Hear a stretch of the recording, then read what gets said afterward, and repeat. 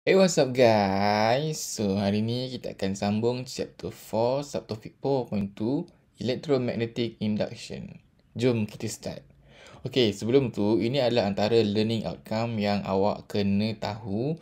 Okay, nombor 1, you have to understand how galvanometer works. Number 2, understand electromagnetic induction in a straight wire and the direction of EMF using Fleming's right-hand rule. Number 3, you have to understand electromagnetic induction in a solenoid and the direction of EMF. And then number 4, you have to understand Lenz's law. Number 5, understand factors affecting EMF and Faraday's law. And number 6, you have to know how AC and DC generator works. And then I'll show you a video lah from internet. Alright, sekarang ni kita nak tahu macam mana galvanometer berfungsi. So, function galvanometer ni ialah to determine the direction of current flow. Alright, so awak tengok kat sini, ini adalah, kalau perhatikan, bila dia secara neutral, tidak ada apa-apa current yang flow, dia akan straight ke kosong ni. And then, galvanometer ni boleh deflect to the left ataupun to the right. And this deflection ni bergantung kepada dari mana current tu masuk ke dalam galvanometer. Okay, let's say current flow, ni negative terminal dia and positive terminal dia. Kalau current tu flow dari sini, maksudnya dekat negatif kan. So, bila current flow dari negative terminal, maka deflection galvanometer ni akan pergi ke arah kiri. Arah kiri. Okay. Manakala kalau current tu datang dari sini, arah sini dia flow ke dalam positif dulu, maka deflection ni akan arah kanan. Ni adalah basic untuk galvanometer lah. So let's say kan, awak ada galvanometer macam ni. Awak ada galvanometer ni negatif, positif dia. And then awak connect dengan bateri. Let's say macam ni. Bateri macam ni. So kalau bateri macam ini, current flow dari sini kan. So bila current flow dari sini, maka dia masuk kat sini. So dia punya deflection galvanometer ni akan arah kiri. Okay, dan seterusnya lah kalau current arah sini. Kalau terbalikkan bateri ni macam ni, so dia akan arah kanan lah sebab dia masuk ikut mana. Alright, so previously kita tengok in 4.1 macam mana force terhasil bila kita ada current dalam magnetic field. Tapi untuk 4.2 ni, dia terbalik. Kita nak tengok macam mana current boleh terhasil bila dia ada force. Basically benda yang sama tapi dia terbalik. Sebelum ni ada current, dapat force. Yang sekarang ni ada force, dapat current. So macam mana? Okay, ini adalah electromagnetic induction di mana kita hasilkan induced current. Okay, kita hasilkan current melalui interaksi antara wire dan juga magnetic field. So mari kita tengok macam mana kita nak tentukan adanya current ataupun tidak. Okay, kalau sebelum ni kan, kalau sebelum ni awak tengok untuk 4.1, kita guna Fleming's left hand rule untuk tentukan macam mana direction of force tu kita dapat. Okay. Tapi untuk 4.2 ni, electromagnetic induction ni, kita guna Fleming rule juga. Tapi sebabkan kita terbalik, kita ada force nak cari current, so tangan pun kita terbalik. Kalau sebelum ni kita guna tangan kiri, kali ni untuk cari current kita guna tangan kanan. Dia macam mirror tangan kiri punya simbol. Macam mana awak buat tangan kiri tu, macam ni lah juga tangan kanan. Okay, macam mana tangan kanannya? Macam ni. Saya tunjuk yang ni. Mana? Ini dia. Fleming's right hand rule. So, macam mana kita nak tentukan direction of induced current? Okay, macam mana sebelum tu kan, macam mana current terhasil sebenarnya dalam ni? Macam mana boleh dapat current? Okay, dia terjadi apabila, okay, dekat sini. Mana ini awak tengok apa yang berlaku ialah, okay, macam biasalah kita ada magnet kan, ada magnet north, ada magnet south. So north south ni macam biasa direction dia north ke south. And then bila kita ada magnetic field, kita ada force. Force ni yang kita hasilkan lah. Force ni kita yang bagi force. Contohnya kita gerakkan wire ni, straight wire ni atas ke bawah. Okay, so sekarang ni kalau kita gerakkan dia ke atas, maksudnya apa yang berlaku terhadap magnetic field ni ialah dia terpotong-potong. Maksudnya apa? Maksudnya bila kita gerakkan dia berlaku cut off magnetic flux. Okay, magnetic field ni bila kita banyak-banyak macam gini, okay, kita panggil dia sebagai magnetic flux. Okay, magnetic flux ni ialah combination of magnet lah, combination of magnetic field lah. So, bila kita gerakkan, kita hasilkan force, kita letak force dekat wayar tu, maksudnya kita gerakkan wayar tu ke atas atau ke bawah. Umpama awak potong bawang kan, awak cincangkan kan, awak gerakkan pisau atas bawah kan untuk potong bawang tu kan. So, sekarang dalam kes ni dia bertukar, awak tak guna bawang, awak guna magnetic flux. So, awak potong dia guna wayar ni. So, bila awak potong atas ke bawah, dia akan terhasil lah apa yang kita panggil sebagai induced current. So sekarang ni kita nak tentukan current ni flow arah sini ke atau arah sini. So cara dia sama macam nak cari direction of force sebelum ni, tapi kali ni awak guna tangan kanan. Ini yang saya kata, kita guna tangan kanan untuk tentukan direction of induced current macam gini. Awak buat tangan awak macam ni, okay, tulis dekat jari awak ni macam ni, ini adalah dia punya force ataupun motion lah kan. And then yang jari telunjuk ni magnetic field, and the middle finger ni ialah induced current. Kalau sebelum ni kita just label current kan, sebab kita bukan induce kan current, kita bagi current. Tapi untuk cari direction of current ni, sebab kita induce current, kita hasilkan current melalui potongan-potongan magnetic flux. So kita letak ni induced current. So kita tengok kat sini kan, apa yang berlaku kat sini kan, ni macam biasalah. First, direction of magnetic field ni kan, magnet north south, so macam biasa arah sini. So jari telunjuk awak macam ni, and then kita hasilkan pergerakan, kita letak force dekat wayar tu, kita gerak dia ke atas ke bawah. So kalau awak gerakkan wayar ni ke atas, maka force awak ke atas lah. And then jari awak, ini jari telunjuk, ini jari ni jari telunjuk, yang atas ni jari ibu jari, direction of motion kan. So bila awak buat Fleming's right hand rule tu, awak akan dapati jari tengah awak akan arah sini.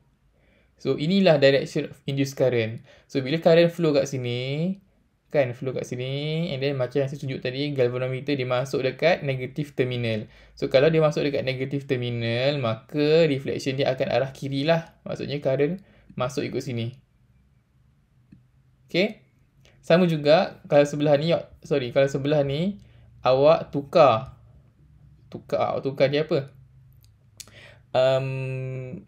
Awak tak gerakkan wayar, awak gerakkan magnet. So sama je sebenarnya, tapi awak kena perhatikan betul-betul bila awak gerakkan magnet tu, kita kena tengok relative to wayar. So wire tu sebenarnya kalau awak gerakkan magnet ke bawah, wire tu sebenarnya bergerak ke mana? Kan awak tengok ni, direction of motion of magnet. So bila magnet ni bergerak ke bawah, dia sama macam direction wayar ni bergerak ke atas. Betul tak? Kan? Sama kan?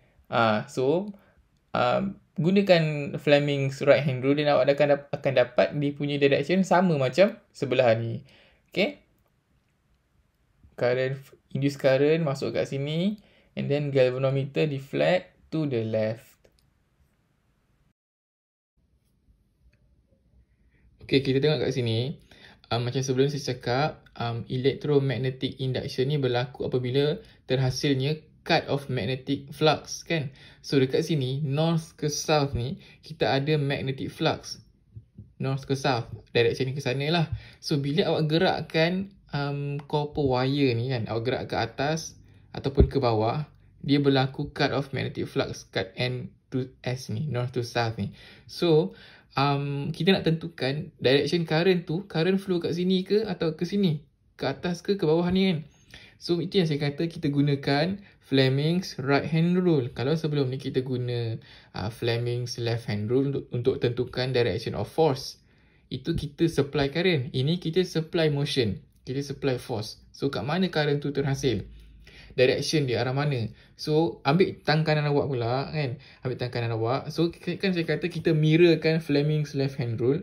Kalau left hand rule kita macam ni kan, so kita mirrorkan dia jadi macam ni. So benda yang sama. So dekat sini ibu jari awak ni, awak tulis awak letak force ataupun motion lah, pergerakan dia.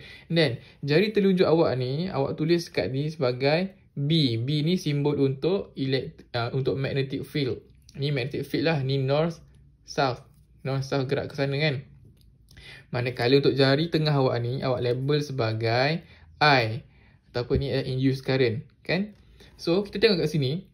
Ini north to south. Okay, north to south, maksudnya jari telunjuk macam ni lah. Kan? Direction ni macam ni. North to south. Okay, betul. Okay, katakan kalau awak gerakkan wayar ni ke atas. Awak potong magnetic flux ke atas. So, force awak ke atas. Ke atas macam ni. Force ke atas. North ke south macam ni. So, bila awak gerak macam gini. Macam gini. Buka awak punya jari tengah ni. Awak akan nampak current tu akan flow macam ni. Arah sini. So, current flow arah sini. So, maknanya current ni kalau awak gerak motion A naik ke atas, current akan gerak ke sini. So, current kat sini masuk dekat negative terminal. So, bila masuk kat negative terminal, galvanometer awak akan deflect arah kiri. Okay, kita tukar pula.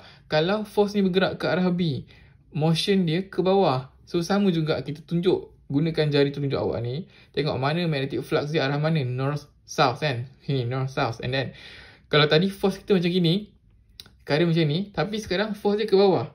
Kalau tadi force arah atas dekat A, sekarang force dekat arah B. So, apa awak nak buat? Awak pusingkan jari awak sampai macam ni. Ini masih lagi sama, north, south. Tapi force dah ke bawah. So, bila force ke bawah, jari tengah awak arah mana? Arah ke belakang kan? So, bila arah ke belakang, maknanya current tu akan flow arah Y pula. Current flow arah Y kalau awak gerakkan motion copper wire ni ke bawah. So, bila current flow arah Y, maka dia akan masuk ke positive terminal. So, bila masuk ke positive terminal galvanometer, deflection dia akan arah positif lah. Okay. Macam mana kita dapat induced current? Macam mana kita hasilkan current melalui cut of magnetic flux? Okay, kalau awak tengok keadaan ni kan, kita gunakan satu wire. So, bila benda ni kita nak buat, kita nak dapatkan current ni amatlah rendah, amat sedikit. So, sebab itu, kita gunakan kaedah lain yang kita panggil sebagai solenoid. Solenoid tu apa? Solenoid tu sama je macam wayar ni, tapi dia adalah wayar yang digulung berkali-kali supaya setiap kali pergerakan tu akan cut lebih banyak magnetic flux. So, macam mana solenoid tu? Macam ni, kita tengok kat sini. Okay, solenoid ni pun sama. Pergerakan north and south ni, magnet ni ke dalam lubang gelungan wayar ni, dia akan menghasilkan current. So, kita tahu magnet ni ada magnetic flux kan. North kat sini, south kat sini. North akan always keluar daripada magnet. So, bila kita gerakkan magnet ni ke dalam dan keluar daripada solenoid ni, dia akan terhasillah current dan current pun akan flow dekat dalam wayar ni. So, sebabkan dia ada banyak kali gelungan wayar, so banyaklah current dia. Compared tu kalau kita guna single wayar, single conductor kan. Ini kita guna sebagai loop ni. So, lebih banyak current akan dihasilkan. Tapi kat sini pun kita nak kena tahu macam mana kita nak tentukan direction of current flow tu. Okay, kita nak tentukan direction of current flow ni, kita kena guna Lenz's law. Apa itu Lenz's law? Jom kita tengok. Okay, mana Lenz's law? Ni dah. Okay, kat sini. Okay, Lenz's law ni apa? Okay, kita tengok for a solenoid, Lenz's law is used to determine the magnetic polarity. So, untuk solenoid, sebelum kita boleh tentukan direction of current, kita kena tentukan polarity of the solenoid. Solenoid ni bukan magnet tau, tapi apa yang berlaku bila kita letak magnet ke dalam ni, dia akan ada polarity macam magnet, tapi dia bergantung kepada direction of motion magnet tu. Maksudnya apa? Sekejap lagi kita tengok Okay. So, apa Lenz's law dia cakap? Okay, Lenz's law states that induced current always flows in a direction that opposes the change of magnetic flux that cause it. Okay, awak baca ni. Okay, awak hadamkan. Apa maksud dia? Maksudnya kata apa?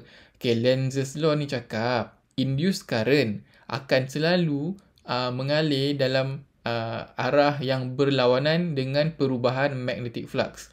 Okay, maksudnya apa? Okay, jom kita tengok kat sini Okay, untuk yang A,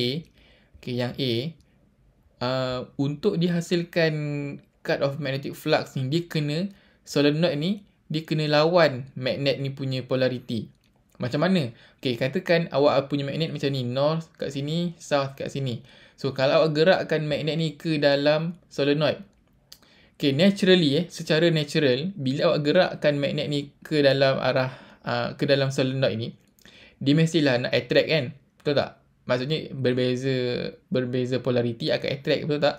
So, kalau ikut natural, pergerakan ke dalam ni maksudnya dia tarik. So, bila tarik, ini akan jadi S, betul tak? South. Sebab south attract north, kan? Berbeza polarity dia attract. Tapi sebab Lenz's law kata, induced current ni always flow in a direction that oppose. Dia berlawanan. So, sebabkan kalau naturally dia nak tarik north ni, yang ni kena jadi south. Tapi sebab dia nak lawan, sebab ni Lenz's law cakap dia nak lawan. So, untuk lawan, dia nak kena ada repel, dia bertukar jadi north. So, kalau kat sini dah jadi north, kat sini akan jadi south. Okay, bila awak dah dapat tentukan polarity of solenoid ni, awak akan dapat tentukan direction of current flow. Macam mana kita nak cari direction of current flow? Okay, untuk solenoid, awak guna right hand grip rule. So, awak guna right hand grip rule ni macam mana? Okay, awak genggam tangan awak dekat keliling ni, tapi ibu jari awak will always point to the north. Okay, macam mana? Sekejap lagi saya tunjuk So, bila awak dah genggam tangan awak macam ni, awak akan dapati jari awak akan melingkar arah bawah ni. So, bila jari melingkar arah bawah, awak tengok wayar ni macam mana dia punya connection. Macam mana dia punya gelungan dia. Ke belakang, naik atas, pusing. So, kat sini adalah dia punya current flow. So, bila current flow kat sini, macam saya tunjuk tadi, kat galvanometer, dia masuk ikut negative terminal kan. So, bila masuk ikut negative terminal, maka deflection dia to the left. Okay. Yang ni faham ke? Nampak ni? Yang ni awak baca lah. Okay. Untuk yang B pula, pun sama. Saya dah cakap. Okay. Bila kita gerakkan magnet ke dalam solenoid. Okay. Kalau sini adalah dia punya south pole. Kan saya kata, naturally, untuk dia tarik magnet ni ke dalam, dia mestilah pole yang berbeza kan. Patutnya ni adalah north. North akan attract south. Tapi Lenz's law cakap apa? Cakap oppose the direction of motion out of the magnetic flux that cause it kan. So, untuk lawan balik south yang nak masuk ke dalam ni, yang ini pun kena jadi south. So, bila sini jadi south, sini jadi north, okay, awak nak tentukan direction of current, awak gunakan right hand grip rule. So, ibu jari point to the north. And then awak genggam solenoid ni. Empat jari awak tu dia arah mana? Dia arah atas kan, melingkar kan. So, awak tengok arah atas, dia pusing ke belakang ni. And then, lalu ke belakang ni, oh sini arah dia. So, dapatlah bila current masuk ikut positive terminal of the galvanometer. So, galvanometer deflect to the right. Okay. Ini satu yang A dan B ni untuk kalau magnet tu bergerak ke dalam solenoid. Macam mana kalau magnet tu keluar daripada solenoid? Okay. Kita tengok yang C ni. Okay, bila magnet ni keluar dari solenoid kan, sini north.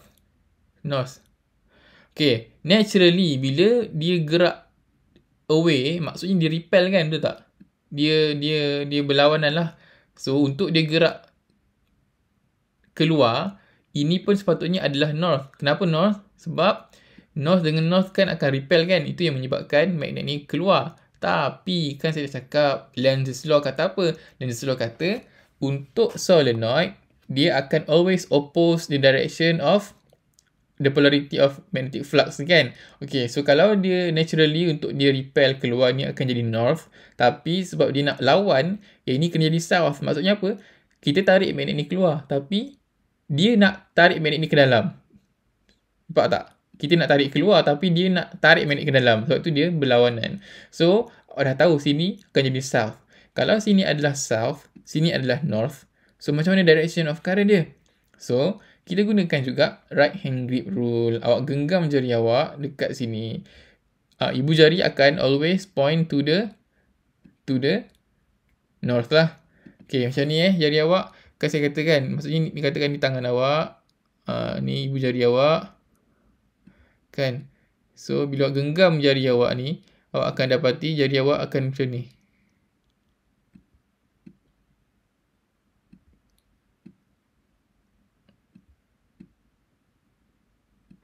Kan? So, ini jari awak arah atas ni. So, bila arah atas, arrow pun kat sini lah. Macam ni.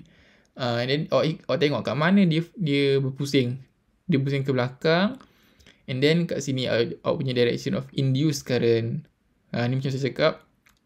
Dia masuk ikut positive terminal. So, positive terminal deflect ke kanan. Sama juga untuk yang D ni. Kalau awak tukar polarity dia kan. Awak nak tarik keluar magnet ni daripada solenoid.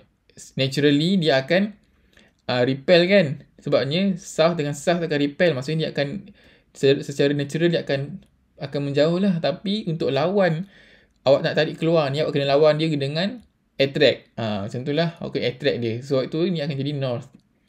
Ni akan jadi north. And sebelah ni akan jadi south lah. And then gunakan juga right hand grip rule tu untuk tentukan direction of current, induced current dia kan. So macam ni lah. Ni ibu jari awak. Susah lukis pakai komputer ni. Okay, and then ni awak punya north. Okay, north. Alamak, ni salah ni. Ni bukan jangan kanan ni. Terbalik. Macam itulah. Okay. Ni awak kena guna tangan kanan. So, kalau guna tangan kanan, awak akan pegang macam ni lah. Macam terbalik lah. Sebab kita kena tengok ni susah dari sini kan. So, jari awak akan pegang macam ni. Dan ni awak punya tangan. Dia melingkar arah sebelah belakang ni lah. Ni. Dia melingkar sebelah belakang. So, dapatlah dia direction of current tu macam gini kan. And then, dia masuk ikut negative terminal of the galvanometer. So, galvanometer deflect to the left. Okay, ini adalah untuk solenoid. Kita ada Lenz's law tadi kan. Ni, Lenz's law ni. Ni awak kena ingat lah. Okay, kita tengok pula apa faktor-faktor yang mempengaruhi magnitude of induced current ni. Kita dah ada kalau kita guna straight wire ataupun kita guna solenoid, apa yang menyebabkan current ni bertambah atau berkurang kan. Kita tengok apa yang menyebabkan dia bertambah atau berkurang. So untuk sini awak tengok kat sini. Ini dinyatakan oleh saintis yang namanya Michael Faraday. Okay, Faraday kata apa? Dia kata the magnitude of induced EMF is directly proportional to the rate of cutting of magnetic flux. Okay, maksudnya apa? Maksudnya lagi banyak berlakunya kadar pemotongan magnetic flux, lagi banyaklah current. Normal lah kan. Macam awak potong bawang, lagi laju awak potong bawang, lagi banyaklah bawang awak dapat kan. Betul tak? Macam inilah juga sama. Lagi banyak kadar awak potong magnetic flux, lagi banyaklah induced current. Okay, ni untuk straight wire. Untuk straight wire kan kita bergerakkan dia atas bawah kan. So kat sini dia dipengaruhi oleh dua faktor. Yang pertama, speed. Normal lah kan. Lagi laju awak potong, lagi banyaklah current awak dapat dalam masa singkat kan.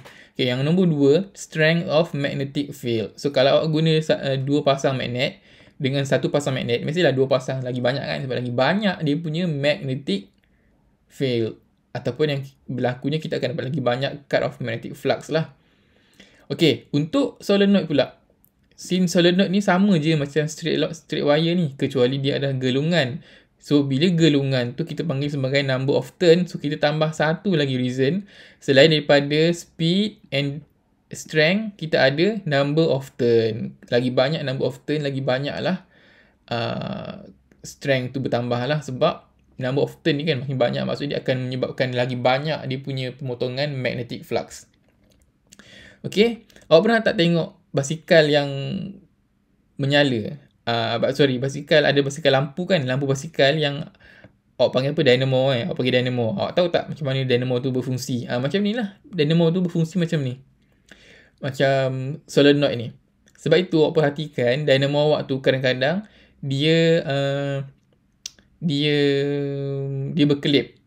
Dia kejap nyala, kejap dia gelap, nyala balik, kejap gelap, nyala balik. Itu kenapa? Itu sebab dia gunakan konsep alternating current generator. Okay, macam mana generator ni? Okay, generator ni untuk direct current and alternating current generator, saya nak tengok video yang saya akan share kejap lagi. Video tu ada link dalam YouTube yang dikeluarkan oleh Khan Academy. Awak tolong tengok Memang faham awak tengok video tu. Nanti saya share link tu dekat awak Okay, dekat sini sekarang saya ada satu solenoid. Okay, apa yang saya nak buat sekarang ialah saya nak hasilkan induced current using magnet. So, saya ada magnet ni, bar magnet. So, bila saya gerakkan magnet saya ke sini, ke dalam, kan? Ke dalam. Okay, naturally, untuk benda ni, katakan solenoid ni juga adalah magnet. Bila solenoid ni juga adalah magnet, untuk magnet ni dengan magnet ni bercantum ke dalam, mestilah magnet ni akan jadi south, kan? South. Sebab apa? South attract north. Betul tak? Okay, untuk dia bergerak ke sini. Dia akan attract ni, dia akan jadi south, kan? Tapi kan saya kata, Lenz's law cakap, dia akan always oppose the motion of the magnetic flux, kan?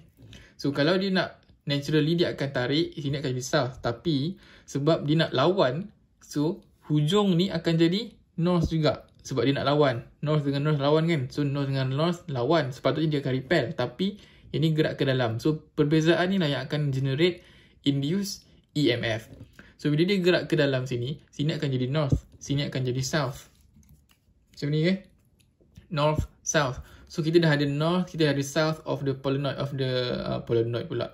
Solenoid. Okay, bila kita dah ada ni, macam mana kita nak determine dia punya direction of induced current? Ni yang saya kata kita gunakan right hand grip rule. So, right hand grip rule. Saya kata gunakan jari awak ni, grip ni, kan? Ibu jari always point to the north. Ni north ke sini. So, bila awak pegang jari awak macam ni, awak buat macam ini, maka dia punya direction arrow dia dekat sini adalah arah bawah. Bila arah bawah, so arah bawah kat sini akan flow ke sini lah.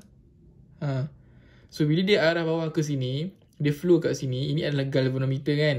So, bila dia masuk ikut negative terminal of the galvanometer, maka galvanometer akan deflect to the left. Macam ni arah bawah.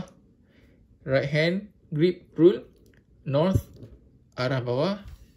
So, galvanometer deflect to the left. Okay?